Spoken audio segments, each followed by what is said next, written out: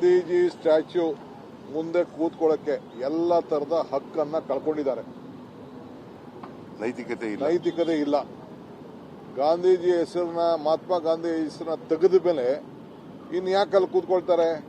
Number 1, ಈ ಹಕ್ಕು, ಉದ್ಯೋಗ ಕೊಡುವಂತ ಹಕ್ಕು ಪ್ರತಿಯೊಬ್ಬರು ಕೂಡ ತಾನು ಹೋಗಿ ಒಂದು ಪಂಚಾಯತಿಗೆ ಒಂದು ಕಾಗದ ಕೊಟ್ಟರೆ ನಾನು ಉದ್ಯೋಗ ಇಲ್ಲದೆ ಹೋದ ಮಹಿಳೆ, ಉದ್ಯೋಗ ಇಲ್ಲದೆ ಹೋದವನು ಅಂತಂದ್ರೆ ಎಲ್ಲಿ ಬೇಕಾದ್ರೂ ಅವರು ಕೊಡಬೇಕಾಯ್ತು.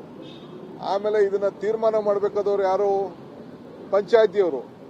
ಈಗ ಡೆಲ್ಲಿಲಿ ಕೂತ್ಕೊಂಡು ತೀರ್ಮಾನ ಮಾಡ್ತಾರಂತೆ ಯಾರು ಕೂತ್ಕೊಂಡು ಎಲ್ಲಿ ಕೆಲಸ ಮಾಡಬೇಕು, ಎಲ್ಲಿ ಉದ್ಯೋಗ ಖಾತ್ರಿ ಯೋಜನೆ ನಡೀಬೇಕು ಅಂತೇಳಿ. ಸೊ ಪಂಚಾಯತಿಗಳ ಮೆಂಬರ್ಗಳ ಹಕ್ಕು, ಪಂಚಾಯತಿಗಳ ಹಕ್ಕು, ಉದ್ಯೋಗ ಪಡ್ಕೊಳ್ಳೋರ ಹಕ್ಕು, ಎಲ್ಲರ ಹಕ್ಕನ್ನು ಕೂಡ ಈ ಸರ್ಕಾರ ಕಿತ್ಕೊಂಡು ಕಾಂಟ್ರಾಕ್ಟರ್ಗಳ ನೆರವು, ಯಾವನಾರ ಕಾಂಟ್ರಾಕ್ಟರ್ ಆ ತಾಲೂಕಲ್ಲಿ ಏನಾದ್ರು ಕೆಲಸ ಮಾಡ್ತಾ ಇದ್ರೆ ಅಲ್ಲೋ ಕೆಲಸ ಮಾಡ್ಬೇಕಂತೆ. ಆ ರೀತಿ ಈ ತೀರ್ಮಾನವನ್ನ ಮಾಡಿದ್ದಾರೆ.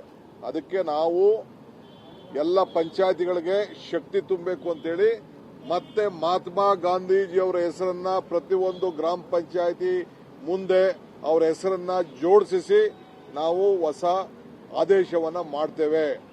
ಈಗ ಕೋಡಳ್ಳಿ ಗ್ರಾಮ ಪಂಚಾಯತಿ ಅನ್ಕೊಳ್ಳಿ, ಮಹಾತ್ಮ ಗಾಂಧೀಜಿ ಗ್ರಾಮ ಪಂಚಾಯತಿ ಕೋಡಳ್ಳಿ ಕಾರ್ಯಾಲಯ ಅಂತ ಮಹಾತ್ಮ ಗಾಂಧೀಜಿ ಹೆಸರು ಇರ್ತದೆ, ಆ ಊರ ಹೆಸರು ಇರ್ತದೆ, ಆ ಪಂಚಾಯತಿ ಹೆಸರಿದೆ. ಇದು ಕಾಂಗ್ರೆಸ್ ಸರ್ಕಾರದ ತೀರ್ಮಾನ. ಇದು ಪಕ್ಷ ಮುಖ್ಯಮಂತ್ರಿಗಳ ಮುಂದೆ ಇಟ್ಟಿದೆ, ಮುಖ್ಯಮಂತ್ರಿಗಳು ಒಪ್ಕೊಂಡಿದ್ದಾರೆ. ನಾವು ಇದನ್ನ ಕೂಡಲೇ ಆದೇಶವನ್ನು ಮಾಡ್ತೇವೆ.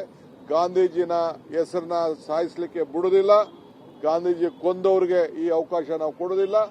ಗಾಂಧೀಜಿ ಅವರ ಹೆಸರು ಜೀವಂತವಾಗಿ ಎಲ್ಲಿವರೆಗೂ ಪಂಚಾಯತಿ ವ್ಯವಸ್ಥೆ ಇರ್ತದೆ, ಎಲ್ಲಿವರೆಗೂ ಗ್ರಾಮೀಣ ವ್ಯವಸ್ಥೆ ಇರ್ತದೆ, ಎಲ್ಲಿವರೆಗೂ ಈ ಪ್ರಜಾಪ್ರಭುತ್ವ ಉಳಿದಿರ್ತದೆ, ಅಲ್ಲಿವರೆಗೂ ಕೂಡ ಈ ಗಾಂಧೀಜಿಯವರ ಹೆಸರನ್ನ ನಾವು ಉಳಿಸ್ಕೊಂಡು ಹೋಗುವಂತ ಕೆಲಸವನ್ನು ನಾವು ಮಾಡಿ ಆ ಹಕ್ಕನ್ನ ಏನು ಮನಮೋಹನ್ ಸಿಂಗ್ ಅವರು, ಸೋನಿಯಾ ಗಾಂಧಿ ಅವರು ನಮಗೆ ಕೊಟ್ಟರು, ಇಡೀ ದೇಶಕ್ಕೆ ಕೊಟ್ಟರು, ಅದನ್ನ ಉಳಿಸುವಂತ ಕೆಲಸವನ್ನು ನಾವು ಮಾಡ್ತೇವೆ.